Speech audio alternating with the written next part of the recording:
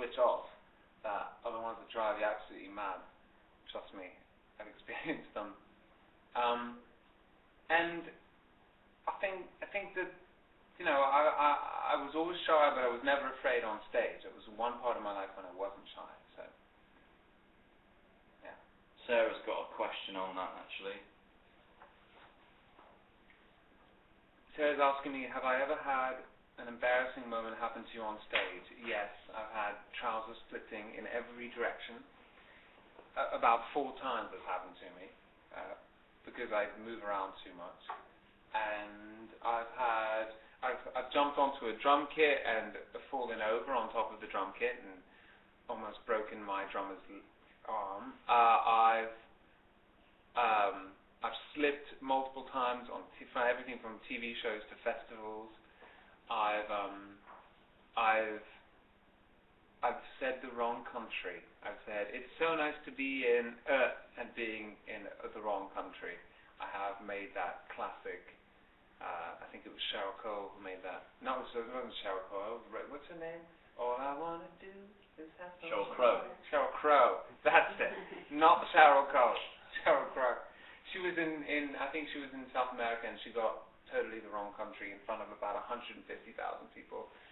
I haven't done it to that extent. But I was doing a stadium show, my own headlining stadium show in Paris about a year ago, and my trousers split right down the middle.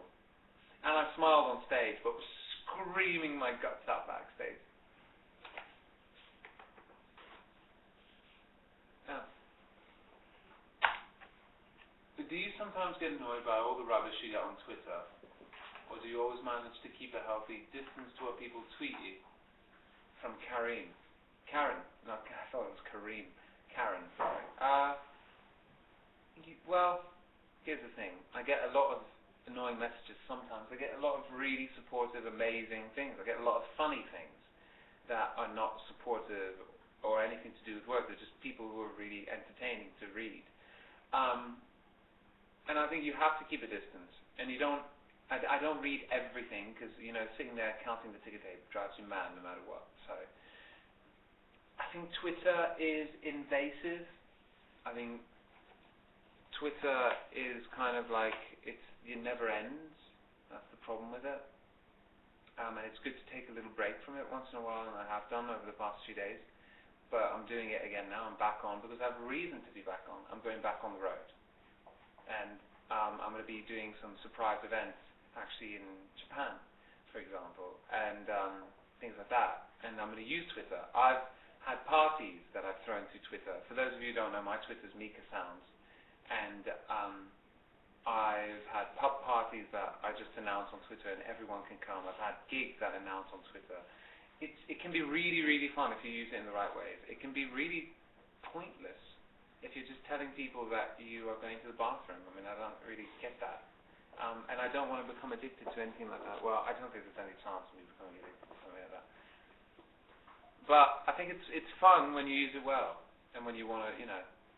But when you start seeing it in adverts, I think there's this advert now on television in the UK where this guy's like, oh, look at my multi-communication high-tech life, and he's kind of on the bus, and then he's like, oh, I'm performing, and I'm going to broadcast myself, and he broadcasts. What advert is that? It's not MySpace, is it? No. Oh, thank God.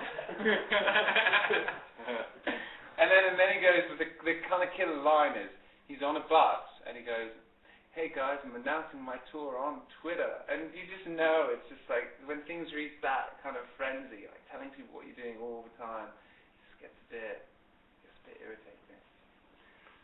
Talking about intimate personal details, Ruth has this question. What position do I sleep in? You really want to know? I like IKEA for one reason. You get lost. If it makes you want to go back into kind of like, I don't know, be a bear and hibernate and never see other human beings ever again. People are nasty to each other at IKEA because they think it's the last Svenklung chair that is in the warehouse, and if they don't get it, you don't get it, then they have to come back to IKEA and spend 4 hours finding the chair, and then they may not get it then either, so they will for the chair, and everyone just grows fangs and looks like a wild thing, but after 7 nights out, and it's horrible. If you want to lose friends, there's 2 things you can do. Go on holiday with them or go with them to IKEA. That's the thing. I like IKEA, however, because they're the only people in the world, when you go to the pillow section, that have a sign that says, for back sleepers, for side sleepers, and for tummy sleepers, and the different types of pillows. And I am a tummy sleeper. And they know that if you're a tummy sleeper, you want something that's quite flat and soft and thin, because otherwise it kind of creaks your neck, and then you spend the rest of the day like that. So I am a tummy sleeper, and IKEA understands me. So I am not in the minority, that others like me. We're getting some avid fan questions. Amy asks, do you want to wear my homemade Mika shoes when I come? Do you want me to wear my homemade Mika shoes when I come to your Brighton gig? Absolutely. No, but in all seriousness, I mean, I wear so many clothes and so many things, from my videos to photo shoots to, on the Children in Need event, I'm wearing a band around here, a fully embroidered beaded band that a fan made me in Seattle. And it came with a guitar, but I love the guitar, and then I took it off the guitar and I wear it as a kind of band on my chest, underneath my jacket. I've worn jackets that fans have made me in my videos. I wear the shoes that fans make me. I love the stuff that people make for me, so if you're making stuff for yourself, wear it and come to the gig in it. I think there's nothing cooler than that. We have another one from the live chat. What is the craziest thing a fan has ever done? I did once receive a bouquet of flowers, right, of roses, which was so enormous that it barely fit through the doorway of my apartment. And it was, I promise, it was roses, and they were this many. It was enormous. It was like an oval-shaped bouquet that was that wide. There must have been hundreds and hundreds of red roses. It was Valentine's gift from a fan, and it was one of the most generous gifts I've ever been given. It was absolutely amazing.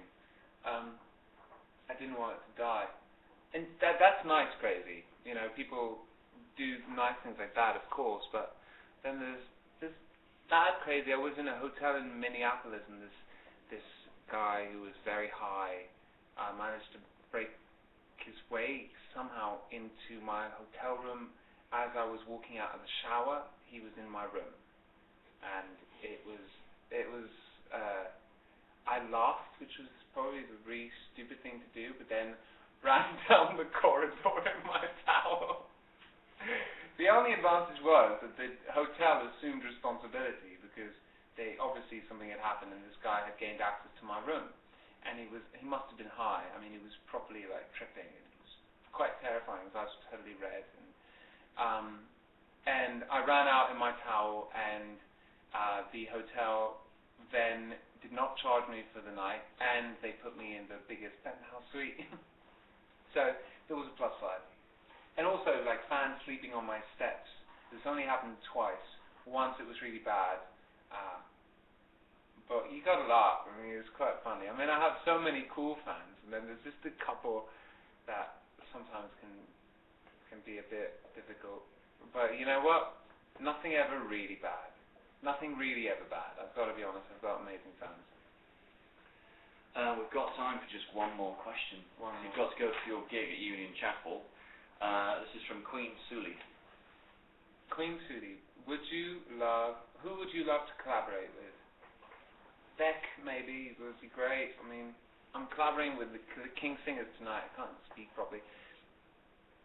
So that's good. Let's do another one.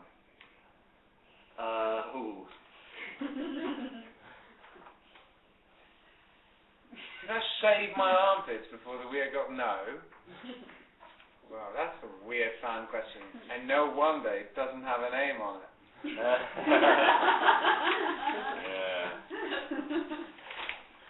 That's all we've got time for. Thank you, everybody. It's been great. And now I have to go sing. But to those people who are waiting outside Union Chapel at 6 o'clock in the morning, they're not going to get to see this. So, for those of you who are coming tonight, I will see you there, and those of you who are not, then I will probably see you at some point on this tour, which is taking me to Australia tomorrow, but onwards throughout the world until 2010.